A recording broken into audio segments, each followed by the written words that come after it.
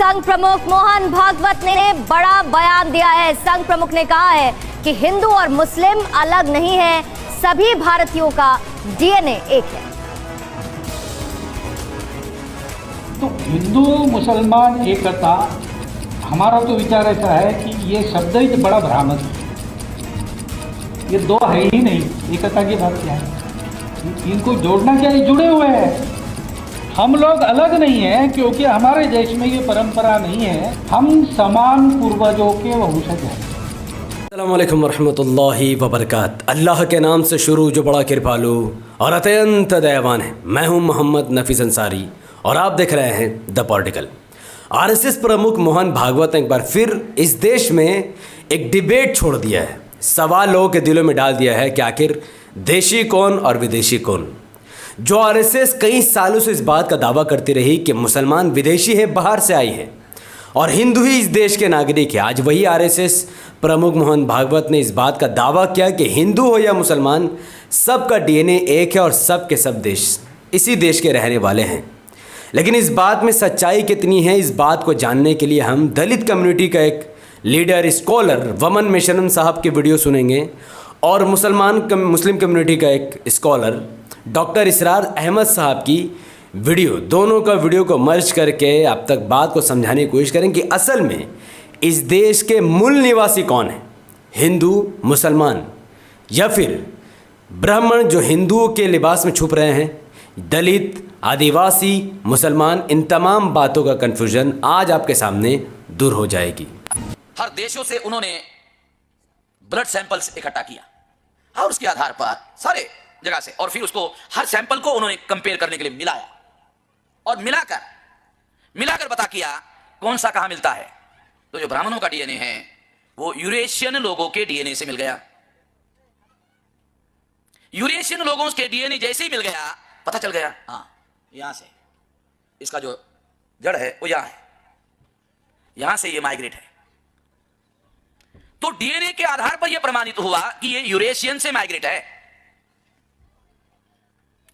अब पुणे का जय दीक्षित नाम का ब्राह्मण है, वो हार्वर्ड विश्वविद्यालय में है, उसने अपना अलग रिसर्च बनाया और वो वहां गया, यूरेशिया में गया। तो रशिया में जो काला सागर है उसके पास अस्कीमोझी नाम का रीजन है, प्रांत है, विशिष्ट एरिया है। उस एरिया के लोगों का ही डीएनए मिलता है और बाकी का नहीं मिलता है। तो ये भूगोल भी प्रमाणित किया, उसे भूगोल भी प्रमाणित हुआ, ज्योग्राफी प्रमाणित हो गया, उसका एरिया भूगोल किलोमीटर बाय किलोमीटर प्रमाणित हो गया। क्योंकि ब्राह्मण के दिमाग में होगा कि आज नहीं तो कल नहीं तो परसों, परसों नहीं तो तरसों ये भारत से तो जाना ही होगा। जाने के पहले अंग्रेजों को तो मालूम था कहां जाना है, हमको मालूम नहीं, सर जाना कहां है, तो मालूम होना चाहिए। तो ये जिस तरह से यहूदियों ने इजराइल बताया तो ये लोग भी ऐसा कर सकते हैं। तो इस तरह से ये माइंड रिफ्लेक्ट होता है। तो जय दीक्षित ने अपना एक रिसर्च पब्लिश किया, वो भी सिमिलर है। माइकल बामशाद अमेरिकन है, जय दीक्षित भारतीय ब्राह्मण है। उसने माइकल बामशाद के सिद्धांत को मानकर रिसर्च किया और कहा हाँ बराबर है। ब्राह्मण कह रहा है, खुद ब्राह्मण कह रहा है कि हाँ भाई माइकल बामशाद का जो रिसर्च है वो बराबर है। उसको उसने और विस्तार देकर, जय दीक्षित ने विस्तार देकर कहा कि आप यूरेशियन कह रहे हो तो वो यूरेशियन एरिया है कहां, एग्जैक्टली कहां है? तो उसने कहा काला सागर के पास में है, उस प्रांत का नाम अस्कीमोझी है, उसका किलोमीटर इतना भूगोल है, ऐसा डिटेल किया उसने। शायद यहूदियों की तरह, जूस की तरह उनको किलोमीटर बाय किलोमीटर भूगोल इसलिए ढूंढना पड़ा क्योंकि भविष्य में अपना देश कितना किलोमीटर होगा, लंबा चौड़ा आड़ा टेढ़ा कितना होगा, शायद वो प्लान बना रहे होंगे। तो ये थे वमन मिश्रम, जिन्होंने कई बार अपनी प्रूफ के आधार पर उन्होंने इस बात को सिद्ध किया है कि ब्राह्मण विदेशी है, वो भारत में आए, भारत में छूत छात के व्यवस्था को फैलाई, लोगों को अलग धर्म के नाम पर प्रताड़ित किया, गुलाम बनाया और उन पर राज किया। आप सुनते हैं डॉक्टर इसरार अहमद से कि वो उनकी नॉलेज क्या कहती है ब्राह्मणों के बारे में, आदिवासी और मुसलमानों के बारे में, क्या कि इस देश में विदेशी कौन है। हिंदुस्तान में जो आर्य आए हैं, अगरचे जहां तक मेन बल्क इनका है वो मैं समझता हूं कि हजरत हाम की नस्ल से है, लेकिन इनमें कुछ गड़मड़ है कि जो कुछ इसराइली भी हैं। और चूंकि जो एक्सोडस हुआ है मिस्र से 1400 बरस कबल मसीह, गोया कि आज से 3500 बरस कबल, तकरीबन वही जमाना है जब हिंदुस्तान में आर्य आए हैं। तो मालूम ऐसा होता है कि कुछ जिस वक्त ये लोग निकले हैं मिस्र से, तो कुछ इनके कबीले वो हैं जिनको कहते हैं कि lost tribes of the house of Israel, जिनका पता नहीं चलता कहां चले गए। तो उनमें से शायद कुछ लोग हैं जो हिंदुस्तान में आए हैं। मेरा गुमान यह कि ब्राह्मण जो है इनमें वो वही है। ये लोग वो हैं कि जिनके यहाँ वो सारे कस्टम्स हैं। अब देखिए, जो कुछ के हजरत मूसा अलैहिस्सलाम ने सामरी के बछड़े के साथ किया, ये अपने मुर्दे के साथ वही करते हैं। उन्होंने उसके बछड़े को जलाया, जला के राख किया, राख उसे समंदर के अंदर फैला दी। यही ये वो करते हैं, अपने मुर्दे को जलाएंगे, जला के उसकी राख ले जाएंगे, वो कहीं गंगा में फेंकें या किसी और जगह फेंकें या समंदर में फेंकें। बिल्कुल वही मामला करते हैं। जिस तरह वो बछड़े की परस्तिश और उसके तकद्दुस उनके दिनों में था, वो भी इनके दिनों में भी है। गेरवा रंग, गाय का भी रंग वो था कि जो शोख जर्द रंग, जो कहा हम सूरा बकरा में पढ़कर आए, वही गेरवा रंग इनके साधुओं का होता है, वही रंग इनके यहाँ है।